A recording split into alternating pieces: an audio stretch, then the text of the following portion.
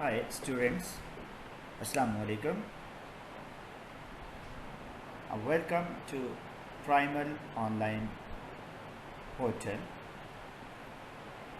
This is Zia Abasi. We are going to learn poem number 13, that is the part of book 3, section poetry. So poem number 13 is A Tale of Two Cities. A Tale of Two Cities by John Peter. John Peter was a Hungarian British poet about whom we will study later. So what would be the theme of this poem?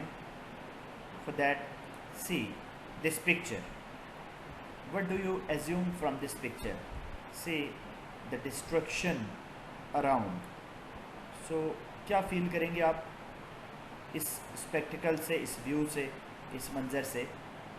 यहाँ पर आप यकीनन आपके जहन में एक ही picture आएगी, destruction, और आउटवर्डली ये लग रहा है कि जैसे यहाँ पर कोई बम धमाका हुआ है.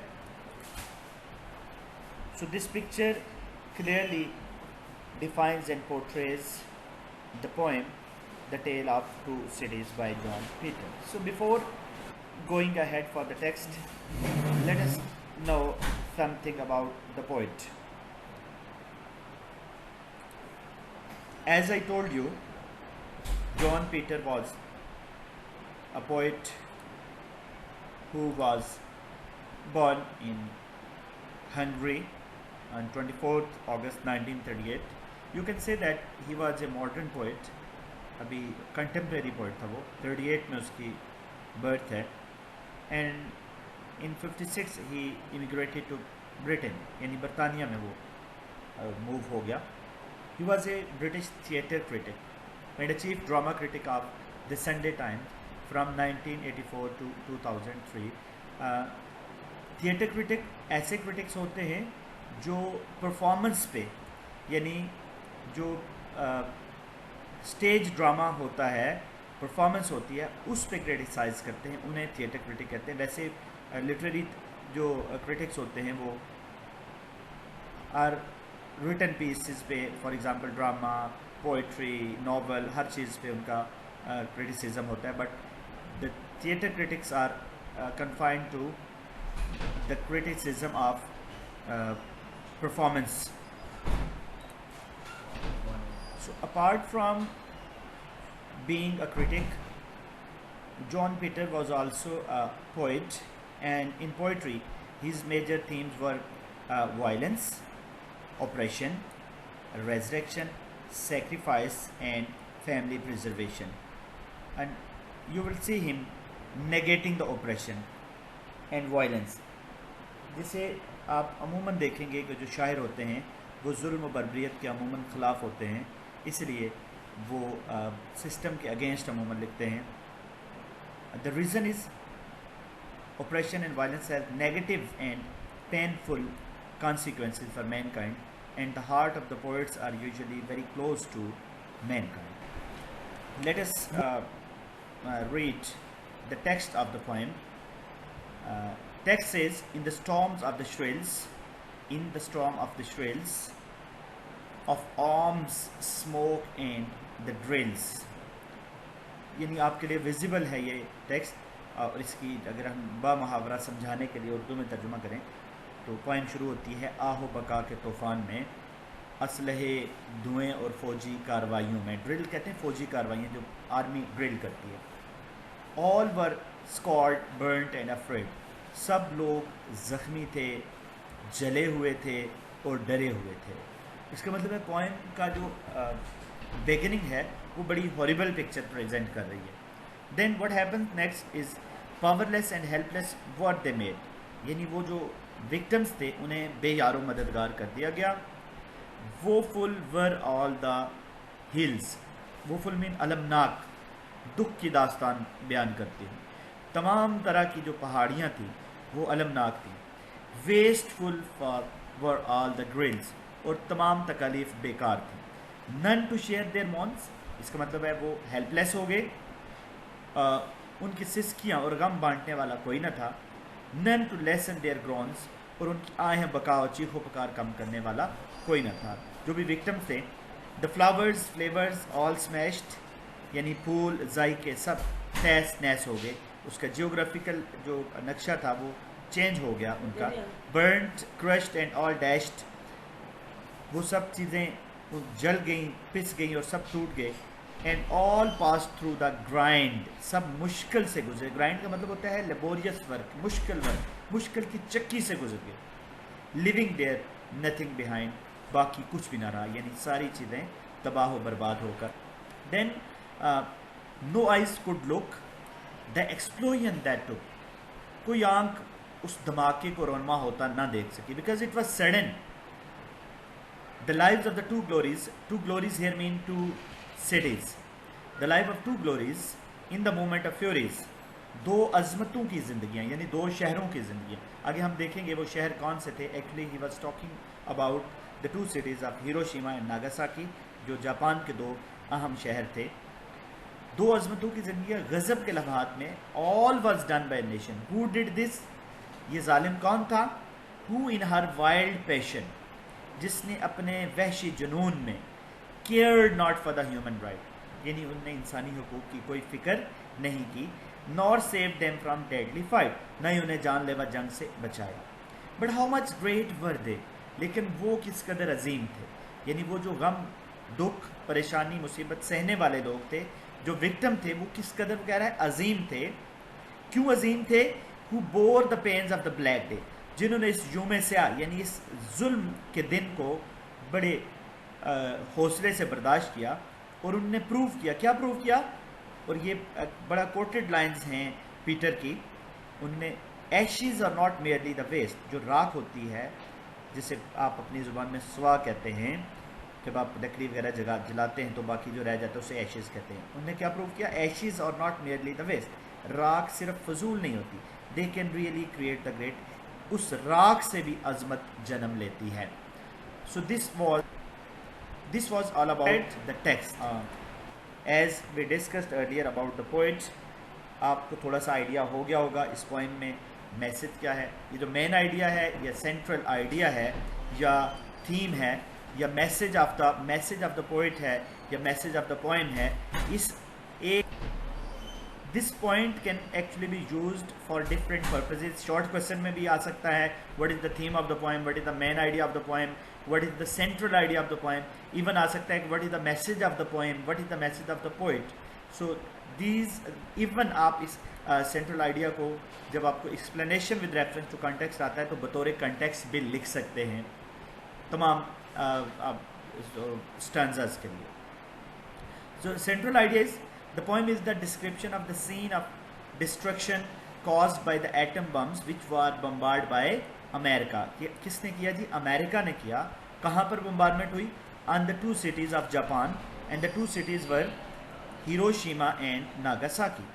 The victims were scarred, burnt and afraid, यानी वो जो तबाह हाल हो गए, everything was crushed, all become a mess of shambles, यानी सब लोग मलबे का ढेर बनकर रह गए। However, ये बड़ी इंपॉर्टेंट चीज़ है, जो जापानियों का जो उस परेशानी को झेलने का जो अंदाज़ था वो बड़े मज़े का था। The Japanese did not lose heart and rebuilt those two cities. वो हाय हुए करके वो सो नहीं गए, उन्होंने उसका मातम नहीं पेटते रहे, बल्कि उन्होंने अपने आप को दोबारा रीबिल्ड किया और बड़ी जल्दी दुनिया को बताया कि वो they are the best. The poet praises the ability of the Japanese who regained their lost glory in very short or in no time, बहुत कम वक्त में उन्होंने अपनी अजमत को दोबारा क्या किया? बहाल किया। तो that is the central idea of the poet. और अगेन आई वुड से, अगर आप इसको याद कर लेते हैं तो आप इसे, अगर इस पॉइंट में से explanation with reference to context आ जाती है, तो ये जो आपके पास सेंट्रल आइडिया, इसे आप बतौर कंटेक्स्ट भी यूज़ कर सकते हैं। About moving toward the next segment, meanings of the word, ताकि आपको मीनिंग आ सकते हैं। आगे हम इनके क्वेश्चंस भी देखेंगे पास्ट पेपर के रेफरेंस से। तो जो इसमें काफ़ी ज़्यादा डिफ़िकल्ट वर्ड्स स्टूडेंट को फेस करना पड़ते हैं, जैसे पहला वर्ड है श्रिल्स। तो श्रिल्स का मतलब उर्दू में जैसे लिखा हुआ आहो बका है, तो इसके सिनोनिम्स में आ सकते हैं screams, trills, screeches, shrieks, drills. Drills कहते हैं मशकें, एक तो ड्रिल होती है ना ड्रिल मशीन, तो यहाँ उस कंटेक्स्ट में नहीं यूज़ हुआ। यहाँ पर बेसिकली ड्रिल्स फौजी मशकों के, मिलिट्री एक्सरसाइज या आप कह सकते हैं ट्रेनिंग वगैरह के मूवमेंट, हरकत उस सेंस में यूज हुआ है। तो यहाँ इसके ये सिनोनिम हो सकते हैं मूवमेंट, मिलिट्री एक्सरसाइजेज या training. The next word is scarred. Scarred का मतलब होता है दागदार करना या दागदार होना, damaged, scratched, wounded. This is the word wounded. Some student pronounce it as wounded, जो कि मिस्टेक है, तो आप इसे wounded ही कंसिडर करें। Then we have marked or hurt. Next word is afraid. आप सबको पता है afraid कहते हैं खौफजदा, scared, frightened, troubled, fearful, terrified, horrified. Then we have woeful. Woeful mean दुख भरे, sad, sorrow, mournful, doleful, miserable, gloomy. तो इसमें मोस्ट इंपॉर्टेंट वर्ड्स ये हो सकते हैं, सैड है, सोरोफुल है या ग्लूमी है, मॉर्नफुल है। तो ये भी दो पोटेंशियल वर्ड्स हैं, डोलफुल और मिजरेबल, ये भी आप याद कर लें। Then we have the word wasteful. Wasteful का मतलब फजूल होता है या बेहद होता है। लेविश, यूजलेस, केयरलेस, इनएफिशिएंट और वैन, यानी vain mean all in vain, फजूल।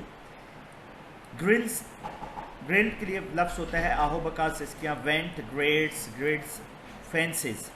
Then we have moans. Moans कहते हैं सिसकियाँ, रोना धोना, रोते हुए जो आवाज़ निकले उन्हें मोर्निंग कहते हैं। Sighs, drones, whine, sobs, wails and whimpers. Then the next word is groans. इसके लिए ये वर्ड आपको साथ वीडियो में दिखा रहे हैं ताकि आप इनको ईजिली रीड भी कर सकें। Cries, grunts, moans and screeches. अगर आप बाकी वर्ड्स ये सारे पढ़ना चाहते हैं, इनको ज़रूर पढ़ें और वीडियो को आप थोड़ी देर तक पॉज करके ये सारे वर्ड को आप जो है देख सकते हैं और इन्हें याद भी कर सकते हैं। In case if you find any problem you may ask us in comment or you may ask us directly. Now if you have done with the synonyms of this word, let us move toward the next segment, synonym based MCQs. Obviously board में आपको MCQs की form में ये meaning पूछे जाते हैं, यानी synonym in context, ना कि आपको इस तरह वर्ड डायरेक्ट वर्ड मीनिंग पूछे जाते हैं। तो वहाँ पे एक MCQ में आएगा, इस सेंस में आएगा वर्ड, जैसे लिखा हुआ in the storm of the thrills. अब श्रिल के मीनिंग क्या हो सकते हैं? अल्फा ऑप्शन है स्किल्स, स्पेल्स, ड्रीम्स या स्क्रीम्स। तो आपने अपने अभी आप आंसर जब आपको दिखाया जाएगा उससे पहले आप अपने तौर पे गेस करें कि क्या मीनिंग हो सकता है और फिर देखेंगे आपका आंसर ठीक है या नहीं। Then the next question is of arm, smoke and drills. The underline word is drills. Drills के लिए हमारे पास ऑप्शंस हैं military exercise, physical fitness, dressing या कैरेसिंग। तो इसको भी आपने जहन में रखना है, अपने तौर पे आप आंसर मार्क कर दें और जहन में सोच लें ताकि आप जब आपको आंसर दिखाया जाए तो आप गेस करें कि आप ठीक हैं या गलत हैं। ठीक हैं तो वेल एंड गुड, अगर आपको मिस्टेक है तो आप उसको फ़ौरन आंसर देकर ठीक कर सकते हैं। The next MCQ is all were scarred. ये याद रखें, ये SCARRED स्कॉर्ड वर्ड है। एक SCARED स्केयर्ड वर्ड भी होता है, that is something different from this one. So all were scared, burned and afraid, and the options are resounded, wounded, stared and scared. So this is scared, this word is scared, this word is scarred with two different meaning. So आप इसका भी word का meaning जो है guess करके रखें। So here we go for the answers to all these three. So these green are answers. Shrill means screams, drill mean military exercises and scarred mean wounded. So अब आप सोचें कि आपके कितने आंसर ठीक हैं और कितने गलत। The next is woeful were all the hills. woeful, वैसे ये क्वेश्चन सरगोदा 2012 में पूछा भी गया है। ऑप्शंस थे hopeful, playful, grieved and desirable. वही फॉर्मेट जहन में रखें, आप आंसर गेस करें और अपने जहन में रखें। आगे चेक करेंगे कि आंसर ठीक है या गलत है। Wasteful war all the grill. Wasteful word है, इसके ऑप्शंस हैं सीजलेस, केयरलेस, विजिलेंट और वेस्टेज। क्वेश्चन नंबर 6 है none was there to share their moans. Moans का ऑप्शंस हैं साइज, जॉयज और गोन्स और टून्स। सो हम देखेंगे कि इनके आंसर क्या हैं। आई होप आपने आंसर अभी गेस कर लिए होंगे। Answers to all this MCQs। Woeful का मतलब था ग्रेव्ड, वेस्टफुल का मतलब था केयरलेस, और मॉन्स का मतलब था sighs. So the next MCQ is none to lessen their groans. Groans जैसे हमने वो कैब में भी पढ़ा है। ऑप्शंस आपके सामने हैं, गोन्स, सैलून्स, क्राइज और skies. Then 8th the flowers flavours all smashed. The options are ruined, mourned, kicked, desired. 9th all were burned, crushed and all dashed. Dashed के मीनिंग क्या हो सकते हैं? hushed, rushed या dashed और raised. सो आप उसी फॉर्मेट पे गेस करें और बताएं आंसर क्या होगा। इससे पहले आपके सामने आंसर आने लगा है। 3, 2, 1 the answer. Groans mean cries, smashed mean ruined, and dashed mean rushed. Okay. Number and 11. And all pass through the grind. Grind means suffering, buffering, wind, remind. The explosion that took in the moment of furies. Furies mean absurdities, cries, worries, or wrath. And the grind mean suffering, and furies mean wrath. Next segment is जो कि explanation होता है with reference to the context. आपको एक stanza दिया जाता है, उसका आपने रेफरेंस देना होता है और कंटेक्स्ट देना होता है। मैंने आपको जैसे बताया था, कंटेक्स्ट आप अगर थीम आपने सही तरीके से याद कर लिया जो पिछले सेगमेंट में, तो आप उसे बतौर कंटेक्स्ट इस्तेमाल कर सकते हैं। रेफरेंस में दो चीज़ें आपको बताई जाती हैं, एक पोइट का नेम और दूसरा पोएम का नाम।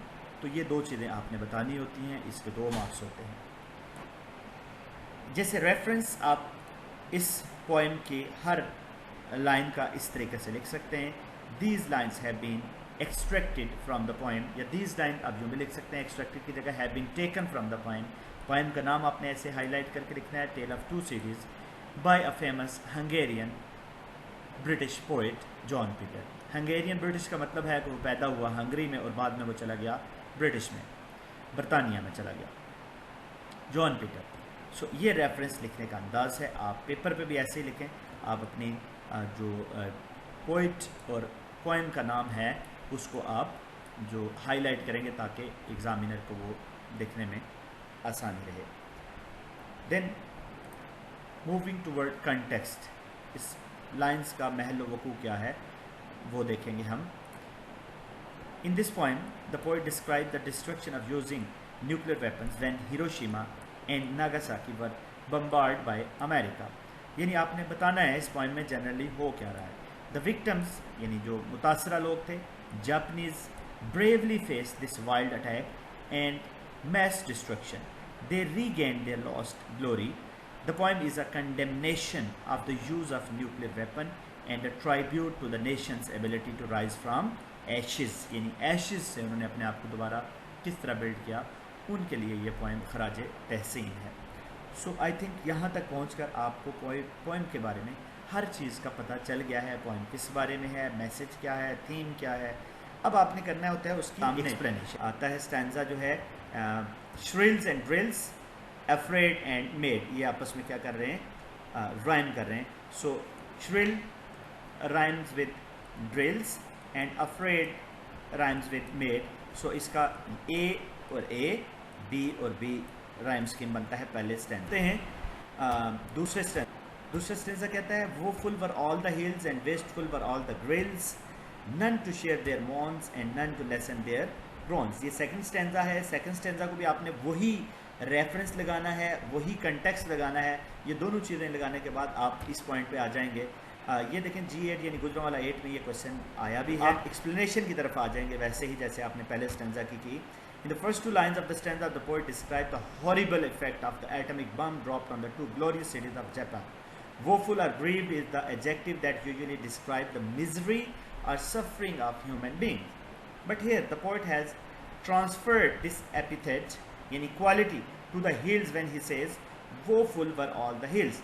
As a result of this brutal act, all the restaurants of these cities had been turned into ruins. यानी एपिथेट उसने यूज़ किया है जब एक चीज़ की क्वालिटी को दूसरी चीज़ की क्वालिटी में ट्रांसफ़र कर देते हैं तो उसे कहते हैं लिटरेरी टर्म में epithet. The poet says that all the pastoral and urban beauty and urban festivity have been transform, यानी जो शहरों की चहल पहल थी transformed into a woeful and wasteful situation, यानी वो वहाँ पर हंगामा आना शुरू हो गई, अचानक हो गया, क्योंकि people were not mentally prepared what is going to happen. In the last two lines of this stanza, the poet tells us that there was no one to share our lesson, the sorrows and suffering of these death-stricken people. यानी इनके साथ कोई ऐसा था भी नहीं जिससे share करें. Everyone was suffering. This world of ours is this world of ours believes in might is right. यानी जिसकी लाठी उसकी भैंस, जिसके पास ताकत है वो दूसरे पर जुल्म करना शुरू हो गया.